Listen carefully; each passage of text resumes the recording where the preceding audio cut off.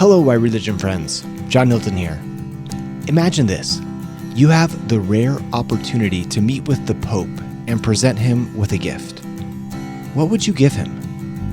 When President Russell M. Nelson met with Pope Francis, he gifted him two significant items. One was a Christus statue. Can you guess the other? It was the family, a proclamation to the world. Since its introduction in 1995, this inspired document has become one of the most influential statements of the restored gospel. Quoted more than 250 times in General Conference, displayed in homes across the globe, and referenced in meetings with world leaders, it continues to shape lives and conversations. Perhaps in part because of its prominence, the purpose and place of the family, a proclamation to the world, have been topics of discussion both within and outside the church. Some view it as a declaration of eternal truths, while others see it as a response to cultural and legal challenges of its time, raising questions about its enduring relevance. If you see this as a political, legal document, or if you see it as a doctrinal pronunciation from God, it completely and utterly changes how you approach it. What led to the creation of the Family Proclamation? Was it merely a legal response to shifting cultural and legal trends, or a timeless declaration of divine truth? In today's episode, we'll explore the origins, impact, and continuing relevance of this prophetic proclamation. I'm your host, Professor John Hilton, and this is Why Religion. Each year, religion professors at Brigham Young University produce hundreds of publications on subjects related to the Church of Jesus Christ of Latter-day Saints. This podcast brings this research into one place to enlighten the everyday seeker of truth. Seek learning, even by study and also by faith. Interviewing the author, we discuss why the study was done, why it matters, and why the professor chooses to be both a scholar and a disciple. This is Why Religion. Research to enlighten your mind and strengthen your faith in Jesus Christ.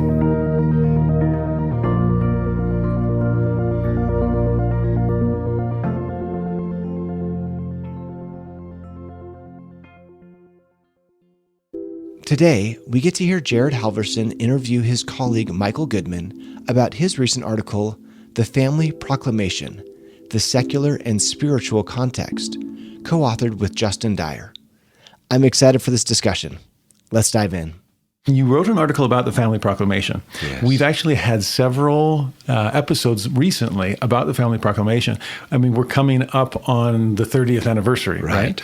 And especially the different angles that different scholars are taking on this prophetic document has really been interesting for me to learn from all of you. The article itself was meant to provide a secular and spiritual context for the proclamation to the world on the family. And I was interested in that combination. So often we see secularity and spirituality at odds with each other, and yet there's these two contexts. Now here's prophets speaking to the world, right? Yes. And so from the prophetic/spiritual to the secular, how are we navigating all this? So would you help us understand what you meant by secular context, what you meant by spiritual context, kind of how did those things help us understand the proclamation on the family better? Absolutely. One of the things I found as I've taught for many years on these issues is that different audiences, student groups, whatever you want to call it, have a tendency to view church teachings through one or the other lens, and it has a profound impact on how they view, value, trust that issue. When it comes to the Family Proclamation, there are members of the church who feel very strongly this came from God, God's prophets, it's revelatory, it's the mind and will of God. And there are other, both member and non-Latter-day Saint, who actually see it as a political document, maybe even a legal document, and that it simply is the church speaking towards the circumstances in the world. What I have found as I've taught and as I've sought to study it and understand it myself is you cannot separate the two. They are both inextricable. Prophets don't speak in a vacuum, so there is a secular context, and with the Family Proclamation, we know a lot about that context. But they also, by virtue of being prophets, seers, and revelators, are not simply reacting to the world, but seeking to know what the Lord would have them do. And so when it comes to the Family Proclamation, I believe you can't grasp the document, you can't understand the teachings if you don't bring those two together. So that was the goal of the article. No, that's so helpful. I'm just thinking of scripture study in general, where you kind of have to have one eye on the original context and a second eye on the modern context. And how do the two relate? How are they speaking out of their day, but into our day? And the same kind of thing that's going on here. Exactly. And it doesn't take a rocket scientist to figure out that the culture of the world in relation to marriage, family, gender, sexuality has undergone some dramatic changes. And the church is in the world. And so if God's going to speak to his people, he has to speak to them in the context in which they live. And that's exactly what we see with the Family Proclamation. Oh, well, I'm excited to learn from it then. You do have a great gift for depth perception when you have to use both eyes, right? And so to have that perspective on what is going on in the world that necessitates this kind of clarification, but also what's going on in the church and what's going on in the minds and hearts of prophets and apostles. And as these two intersect in 1995 with this incredible statement, yeah, it's incredible. Yes, absolutely. So let me ask you this then, because in the article you point out that, I mean, something that I hopefully we're old enough to have recognized, that there's this modern view of marriage, and that the world has been heavily influenced by a couple of factors that have really necessitated a clarifying statement from prophetic leadership. You talk about the rise of expressive individualism, and you couple that with the sexual revolution. First of all, I'd be curious, what do you mean by expressive individualism, and how has it changed the way the world sees marriage particularly? Great question. The term was actually coined by Robert Bellah in his classic book, Habits of the Heart, 1985. He was seeking to put a name to a phenomena in which we've gone from more communal values to individualistic values, and that individuals are basically trying to find purpose, meaning, fulfillment through, call it what you will, self-actualization, through internal thoughts, through a focus on self. That has profound implications for family. It has profound implications for mental health. And as a result of that, it has a profound impact on marriage and family. So it used to be that marriage and family was seen much more as a communal act, a sacred act, if it was a religious context. But even if it wasn't religious, it was still seen as, it's not just you two people. It has to do with you, your extended family, your community, your tribe, whatever you want to take it to. It was seen as a good for not just the two, but for others. But when you throw expressive individualism in it, then all of a sudden marriage becomes very individualistic. And it doesn't take a rocket scientist to figure out that individualism and marriage don't necessarily always hold hands nicely. That's for sure. As a result of that, marriages began to become much less stable. I'm sure we'll talk about that later. But basically, in the past, when things got hard, you just realize things get hard and you're going to try and work your way through it. And mind you, there's been divorce and breakups since Adam, but it began to ramp up dramatically in the 60s and the 70s. If you believe that the only good of marriage is the psychological happiness that you currently feel, and if you begin to not feel that happiness, well, surprise, surprise, all of a sudden marriage doesn't seem like such a good thing. And so as a result, I think probably two things were happening there. One is the stability level dropped dramatically. So fancy way of social science way of saying divorces rose, people broke up more frequently. But also, even those who stayed together often began to live parallel lives.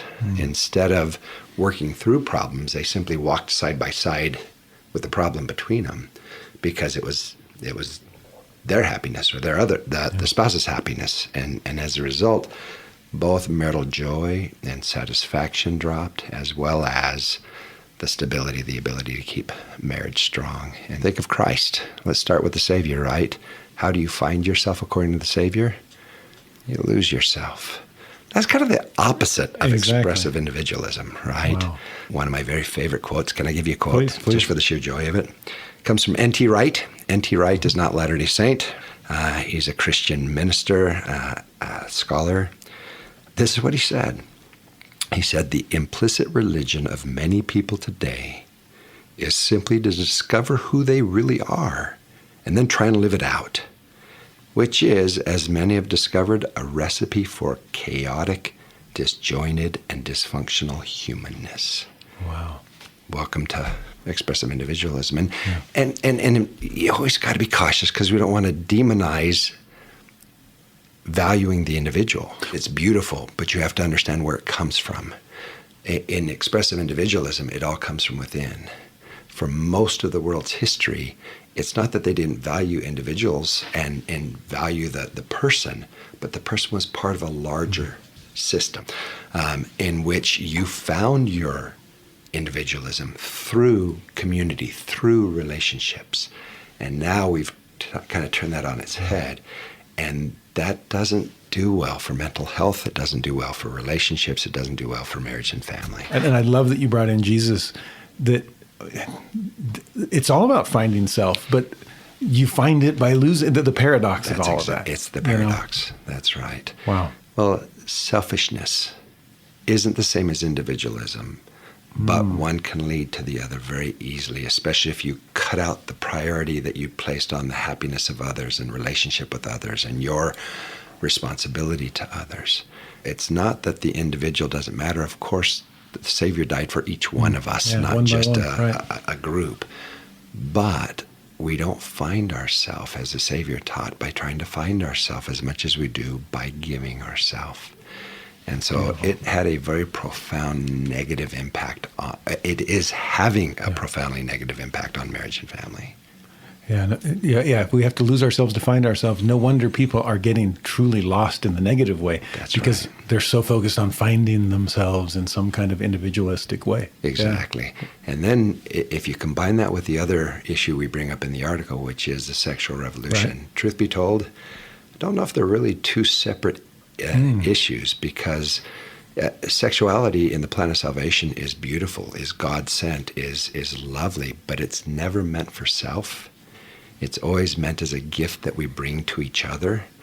But the sexual revolution was basically me, and me. And as a result, it decoupled sexuality from marriage. It decoupled sexuality from children and from family. Mm-hmm. It became a right instead of a gift that we give each other to build and to lift each other. You know, everything you're describing here is so helpful. It reminds me of what Elder Oaks had taught years ago about premises versus conclusions. And I think so often we're arguing politically or socially over some of our conclusions regarding the family, when what you're helping me see here is we have very different premises. Yes. And if it's expressive individualism, as shaped by the sexual revolution, of course you perceive marriage in a particular way. That's right. And so no wonder we're going to need prophets and apostles to reground us in premises that are based in the gospel of Jesus Christ. You just said the right thing, reground us. This isn't new. These are the doctrines and principles God has taught since Adam.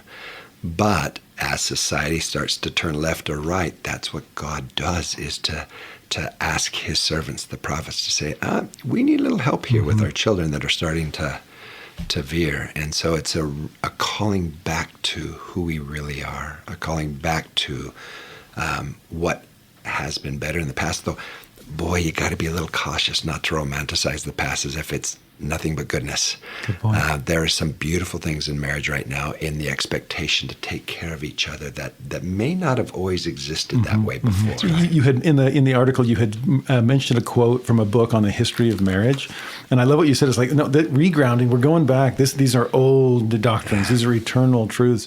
But in this history of marriage book that you quote, the author stated, the relations between men and women have changed more in the past 30 years than they did in the previous 3,000.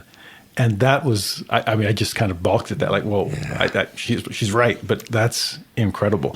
Do you want to, you've mentioned some already. Do you want to speak to any of those unprecedented changes that have happened over the last few absolutely. decades? That was Stephanie Coons. She wrote a book. It's just kind of your classic book. It's Marriage, a History. That's the title of it. She is a historian of marriage and family, and Stephanie is a wonderful human being, doesn't necessarily see family as a Church of Jesus Christ of Latter-day Saints does. And yet she recognizes through her scholarly study, oh my goodness, have things changed dramatically. A few things that we could talk about. One, we already talked about the sexual revolution, but that predates the last 30 years, but I think it's kind of the foundational piece. Then you've got things like no-fault divorce. And again, there's nuance in all of these. It used to be if you were in a bad marriage, you were legally trapped. You could not. So there's a reason why legislatures, state and federal and everywhere else are trying to create a safe system for people to be able to be, to not be trapped. Right. Having said that, when no-fault divorce became the norm, then all of a sudden it loosed the expectations of what a marriage could be. If I'm not happy, if I'm not in the mood, I can go. And that's exactly what began to happen during the 60s and 70s. Up through the middle of the 80s, divorce skyrocketed. Interesting. As long as I have my bill of divorcement, I'm okay. Is that kind of a thing? That's exactly right. Yeah. Interestingly, it kind of topped out in the late 80s, early 90s, and then has stabilized since then, just stabilized very high. But no-fault divorce changed the commitment pattern within marriage dramatically. Obviously, cohabitation was society always existed but was frowned upon. But now, especially in the last 10, 20 years, it's not only not frowned upon, it's often advocated for. The majority of young marrieds cohabit before they marry. And it sounds just so logical, right? If I'm going to buy a car, I'm going to test drive that, right? The only problem is when you actually look at long-term outcomes, that doesn't work well. And whether it's selection bias, which means who's entering the marriage, or the effect of the cohabitation, it destabilizes. It does not add to the stability and or the joy of the marriage as a general rule. And so that became a big issue. Out of wedlock childbearing, which again, for so long was stigmatized, probably in some very unchristlike ways also. True. But all of a sudden, you're getting massive percentages of children being born into homes that don't have a married mother and father. Again, doesn't take a rocket scientist to figure out that's not a recipe for success for children or for the couples. And then, of course, you've got the issues of the same-sex attraction, same-sex marriage, and the gender issues that we're seeing nowadays.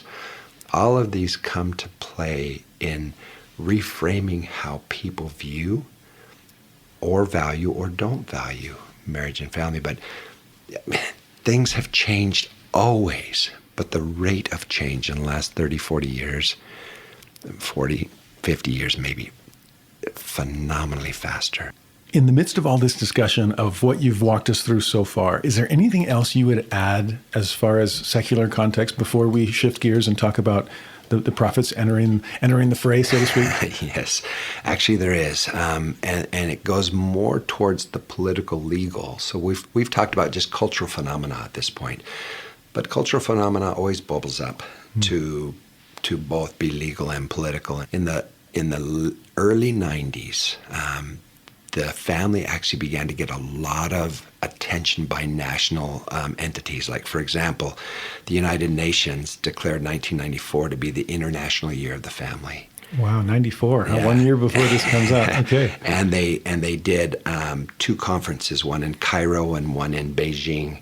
The church actually sent people to the conferences, and as Boyd K. Packer says, they were highly concerned with what they heard. In fact, he mentioned that on one of the conferences he read the proceedings, and not once was the word marriage mentioned.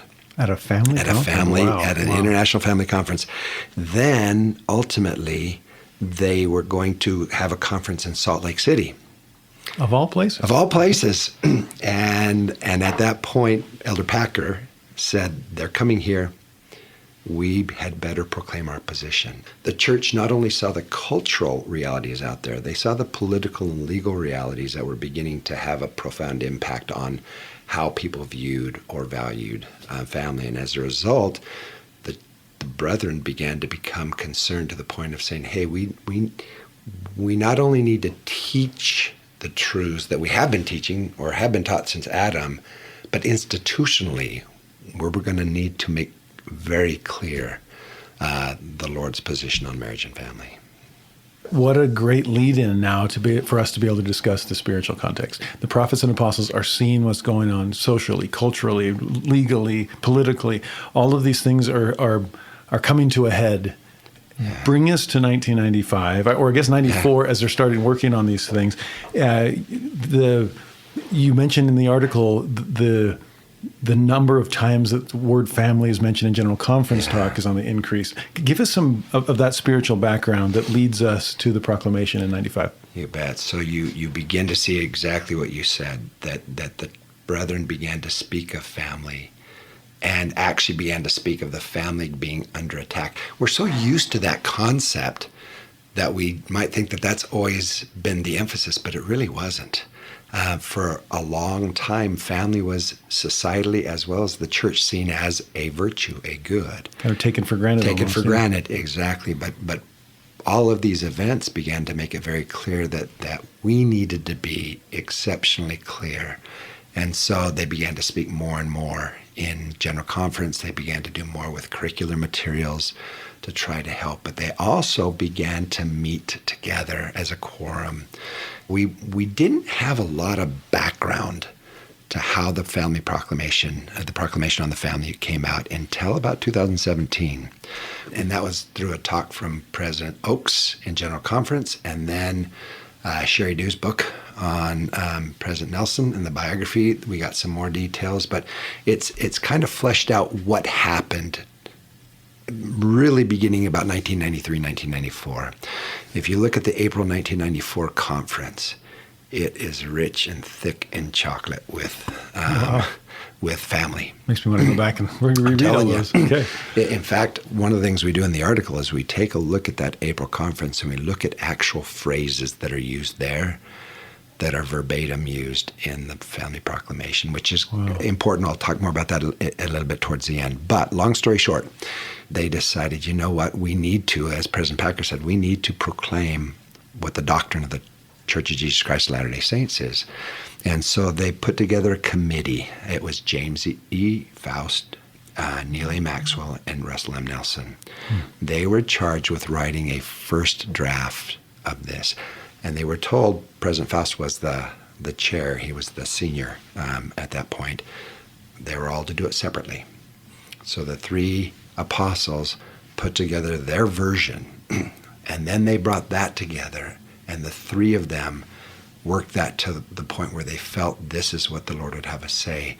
But as you know, 3 doesn't add up to 12, and so they brought that to the quorum of 12. And Elder Oaks has told us they spent an entire year working on that document, prayerfully, pleadingly, seeking inspiration, making sure that what they were saying was true to what had been said from Adam forward. And they finally came to the end of that process, and they had a document. Here is the document that we feel strongly is needed by the church at this time. But the Quorum of 12 isn't the First Presidency, so they submitted that document to the First Presidency. The First Presidency then read through it, made some adjustments to it, some linguistic adjustments, not so much content adjustments. And then that was brought to the First Presidency and the Quorum of 12, who unanimously ratified that as the Lord's word and will. That was intended to be presented at the April 1994 General Conference, 1995 General Conference, sorry, I just lost a year. But it was all done under the auspices of President Hunter, Howard W. Hunter. President Hunter passed away right before the April conference, and as a result, President Hinckley didn't feel comfortable bringing this to General Conference at that time. So they held it off. And then, as we know, in the October General Conference, 1995, President Hinckley presented it in the General Relief Society meeting. And so you've got this amazing process in which the First Presidency and Quorum of 12 unanimously sought to know the Lord's will.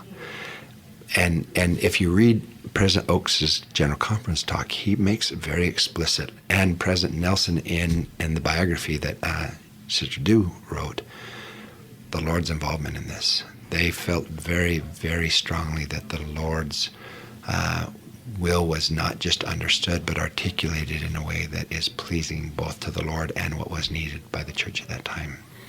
Wow, talk about being encompassed about by so great a cloud of witnesses. Yeah, right? exactly. Yeah. I'm so grateful you've walked us through that backstory, because I agree. That's not, I think, generally known by the church. No. And you look at the bottom and see 15 signatures at the bottom and just wonder, is that RoboPen? Yeah. Is that just kind of a stamp of approval? Like, oh yeah, that sounds good, whatever the lawyers wrote. Yeah. It's like, no, this has the fingerprints of 15 prophets, seers, and revelators all over it. Spent well over a year seeking the Lord's will on it. And you actually just mentioned a word that I think is really important for us to bring up here. It is a common narrative in social media and some perhaps in regular media that this document was simply written by lawyers in relation to some of the big events that were happening, a lot of them having to do with same-sex marriage at the time. And there's a reason people might think that, because the church has used the Family Proclamation as part of amicus briefs and as part of legal work in the public for years. And people therefore assume, oh, well, that must mean that it was simply written by lawyers for the church to be able to put forth a united front. That makes perfect sense until you actually look at the process they went through, and all of a sudden you go, that's not even close to sustainable.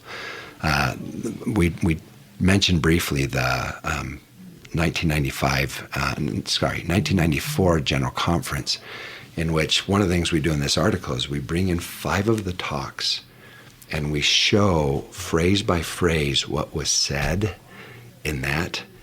And you go to the Family Proclamation and go, well, how about that? Mm-hmm.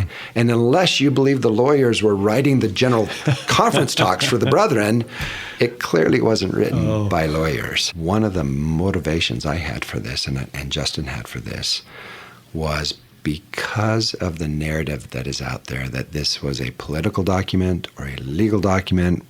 Even if they thought it was a political document written by prophets, that's a different thing than a doctrinal pronunciation by the prophets. And so having read far and wide as to what the world thought of the Family Proclamation, both those in and out of the church, we wanted to see, okay, what did the brethren themselves, those who actually wrote it, say about it, and those who have since served in the First Presidency and Quorum of 12.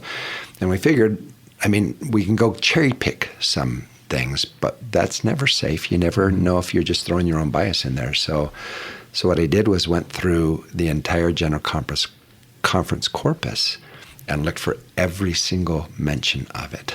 And like you said, there were sounds like something you do. Yeah, I've done that in a few I love it. But Good what homework. we found was that it had been used many, many times, that every single person who was one of the signatures, one of the writers, had spoken about it in General Conference. What we wanted to do is say, okay, when they share their feelings of it, what are they saying? Does it in any way match the narrative that's out there? And we'll talk maybe about this towards the end, is my thought, is it matters.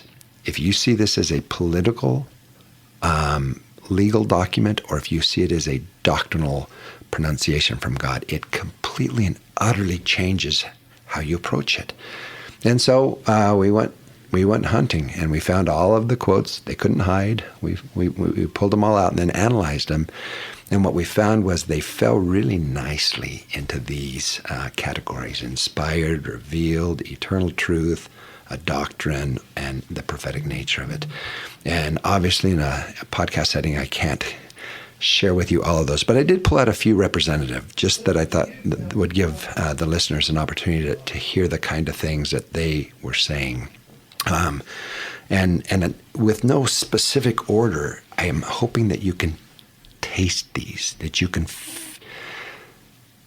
get a sense for how they viewed the document and the process by which the document came. So just a few. President Dallin H. Oaks said this: "I testify of the truth and eternal importance of the Family Proclamation revealed by the Lord Jesus Christ to his apostles for the exaltation of the children of God." That is a claim. That is a very strong claim. This isn't something that they simply did homework and wrote a little bit about, but that they received this from the Lord Jesus Christ for the exaltation of God's children. Elder Anderson said this: "These are eternal truths, and that by prayerfully pondering the proclamation through the eye of faith, we better understand how the principles are beautifully connected, supporting one another, and revealing our Father's plan for his children." So again, it's not simply, hey, these are 15 nice old men who are trying to figure out what they should say about family. What does the Lord want us to know about it? Elder Robert D. Hales taught, 1 year ago, the First Presidency and Quorum of 12 Apostles of the Church of Jesus Christ of Latter-day Saints issued a proclamation to the world concerning the family. It summarizes eternal gospel principles that have been taught since the beginning of recorded history and even before the earth was created. One of the things President Hinckley brought out when he introduced the proclamation in the Relief Society meeting, General Relief Society meeting, was that this is not new material. I really like the way Elder Hale said that. It summarizes eternal gospel principles that have been taught since the beginning of recorded history. If that's the case, it doesn't make a whole lot of sense to say this is a political document that was written for today because we're having challenges to the nature of marriage. No, these are truths that have been taught since Adam forward, and he even goes before that, even before the earth was created, what we know in the premortal life.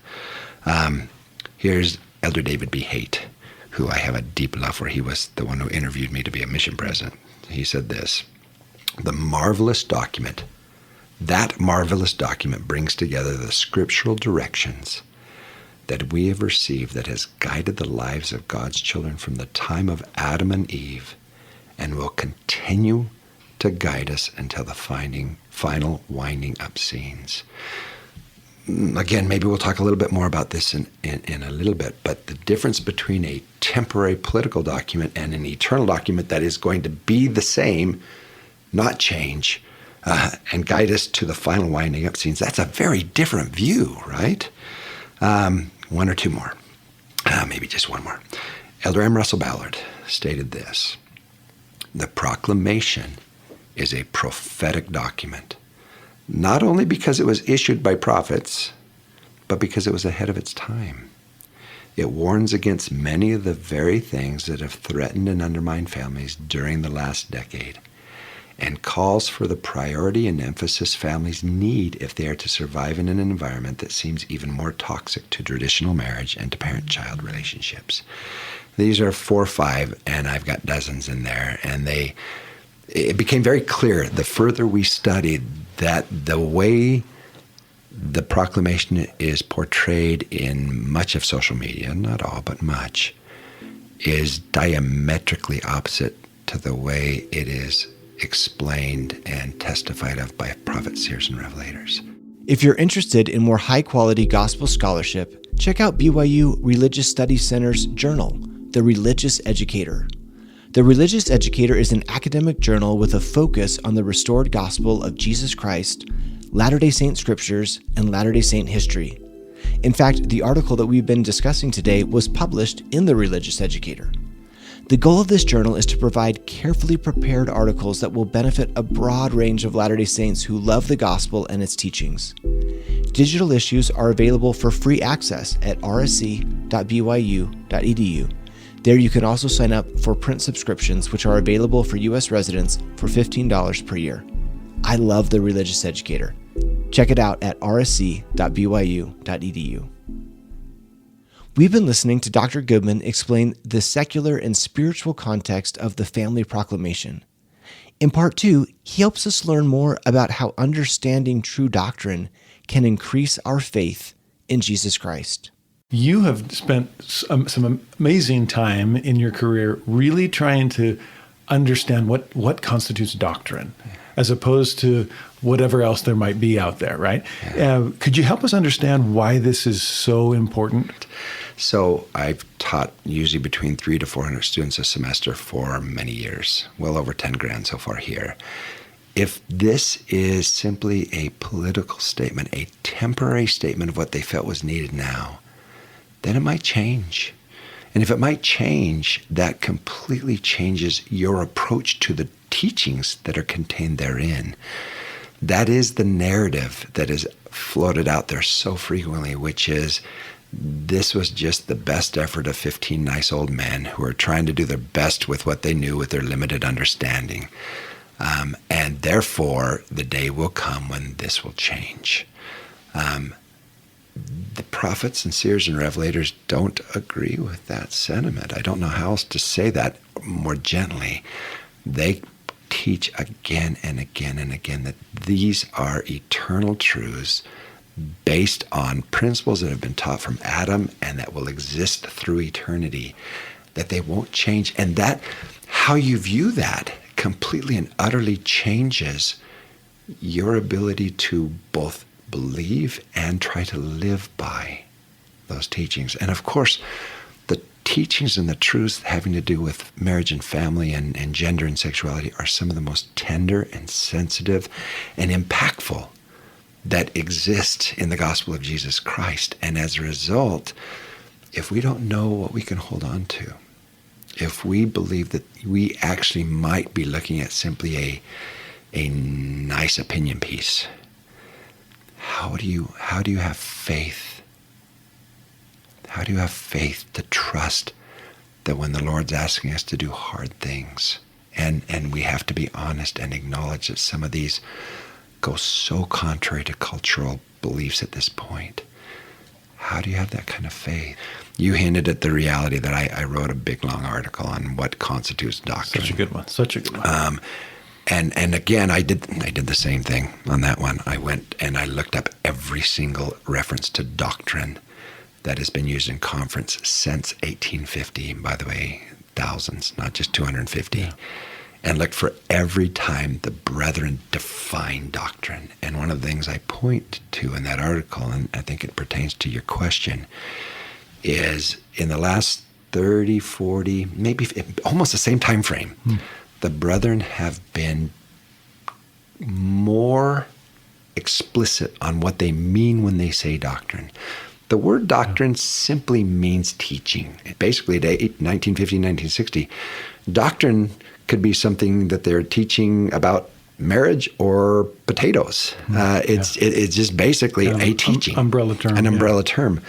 But from about 1975, 1980 forward, they began to use three criteria. At least that's the only three I could find in all of General Conference. And again, this isn't cherry picking. This is every single reference.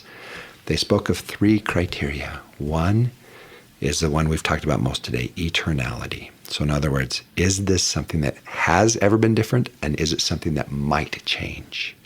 If it is, it doesn't qualify as doctrine. Two is it being taught regularly by members of the First Presidency and Quorum of 12? So no one strong personality can create a doctrine for the church, right? And then three, I'll use a funny word, is it salvific? Does it have to do with our salvation? So it's not simply something that is currently 2-hour block or 3-hour block does not impact our salvation. That's a policy or a practice, right? If you look at the teachings in the proclamation, what you see is statements of eternal truth that are regularly taught by the First Presidency and Quorum of 12 that have everything to do with our salvation and exaltation. And that gives us confidence going forward that these things aren't going to change. The temporary or permanent nature of something becomes crucial in all doctrinal issues, but in this one, I don't know if there's anything more. Honestly, hearing you describe that, I was picturing creation all over again, where God is dividing sea and land. And there's certain things that are going to be shifting and cultural currents all the time. Don't build there. That's even worse than the sand, right? Yes. Be wise, build on solid gospel ground. And as you've helped us in the first part understand the shifting cultural currents of the secular context, and in the second part, here's the eternal gospel ground of prophetic statement, prophetic truth that's been all the way through. As I was reading the article, and again, listening to you help us navigate it, I keep thinking of timely versus timeless. And the fact that, the world's confused about this, and the world's talking about this. Well, of course, like you said at the beginning, prophets aren't speaking in a vacuum. So it's very timely that they create the proclamation. But the doctrines that they are clarifying are so timeless. Let me give you a little statement. President Dieter F. Uchtdorf put it this way. He said, procedures, programs, policies, patterns of organization are helpful to our spiritual progress here on earth. But let's not forget that they are subject to change. I mean, he's singing President Nelson's song, right? President Nelson has done so much by way of policy and program to help the saints in these days. But then President Elder Uchtdorf says this: in contrast, the core of the gospel, the doctrine and the principles will never change. If you're interested in reading the article, The Family Proclamation, The Secular and Spiritual Context, co-authored with Justin Dyer, we've provided a link to it in our show notes and on our website, whyreligion.byu.edu. On our site, you can also find additional information about Professor Goodman, including some of his other writings and previous Why Religion podcast episodes. But for now, it's time for our final segment, Part 3, where we get a little more personal. Here, Mike shares how his faith and intellect have worked together in his life to bring him deep spiritual understanding. In the first two interviews that you've done for Why Religion, you told us some of your professional background, and it's been so helpful just to see your journey that's brought you here. This time, I just wanted to ask a more personal question, but one that grows out of the conversation we've been having so far. Your expertise in social science makes your perspective very, very timely. You know what's going on in the world right now. But your immersion in words of prophets in the latter days makes your understanding of truth very, very timeless as well. And I'm just curious, as you try to navigate life and work with so many people, you're studying on suicidality, mental health kinds of concerns, LGBT issues. You are in the world, but you've miraculously been able not to be of the world and been able to hold on to the timeless even while you're navigating the very timely. And I'm just curious from a personal standpoint, from a discipleship perspective, how have you done that? Because I think there's probably listeners out there going, I see myself in what you've described, and maybe I have been leaning in the direction that this is a temporary document. Yeah. And now I'm gonna get this wake-up call. How do I hold on to the ground when the flows and the currents are sweeping all around me? I speak partially from personal experience, both lived experience and revelatory experience for myself. I come from a wonderful, deeply loving family that is inconceivably dysfunctional. Divorce, drug addiction, alcoholism, jail time. People look at BYU religion profs and think, well, yeah, you were born and wrapped in swaddling clothes and just put a tie on and went out to teach, right? Yeah. That's not my background. I've seen the pain and the struggle of those who are trying to navigate this sphere of life in my own family, in my friendships, and other areas. My research looks a lot, as you just said, to LGBTQ well-being. Some of my dearest friends are people who experience feelings of same-sex attraction or gender dysphoria.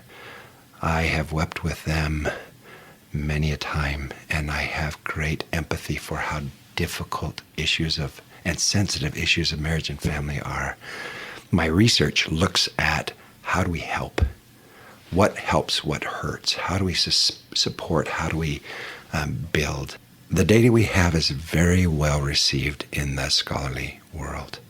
Even by those who vehemently disagree with LDS doctrine, our studies receive very positive, as a general rule, a reception by the scholars. Not always by the public, but by the scholars.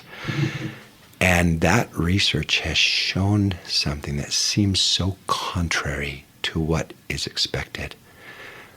If you look on social media, it would look like anyone who's dealing with these issues, same-sex attraction, gender dysphoria, or divorce, or any other thing that goes kind of different than what you see as the typical Latter-day Saint understanding of marriage and family. These people must be miserable if they're Latter-day Saints because, we just make them feel guilty and bad. And if we're honest with ourselves, we have a lot of work to do to be better than we currently are. There's too much pain. There's too much suffering. But when you look in the aggregate, fancy word for when you look at the big picture, Latter-day Saints who experience same-sex attraction and gender dysphoria that choose to stay covenant connected do better mentally, physically. We would say spiritually, but the world wouldn't grasp that. But it's not an opinion. That is statistically verifiable. Now, is that a selection bias, meaning is it just certain people, or is it caused by the church? There's a lot of questions we don't have full understanding, but there is ample evidence that the gospel of Jesus Christ works. What did we hear in last conference? Mortality works. In this case, the gospel works. And so I have secular reasons to believe that the prophets are not up in the night, that they know what they're talking about. But bigger than that, I have experienced the power of God's witness that has let me know that He loves all His children, that He has presented a plan that is not flawed. It's not a plan for straight people. It's not a plan for married people. It's a plan for all of His children. He loves all of them and has prepared a way for their happiness in this life and a fullness of happiness in the next. We don't deny the pain and the suffering. That happens to every demographic. But my testimony, Latter-day Saints speak for what I know to be true from a secular and a spiritual perspective, is that Jesus lives, that He restored the gospel, that He directs His prophets today, and that by staying covenant connected to the Savior, you will give yourself the best opportunity to experience joy in this life and a fullness in the next.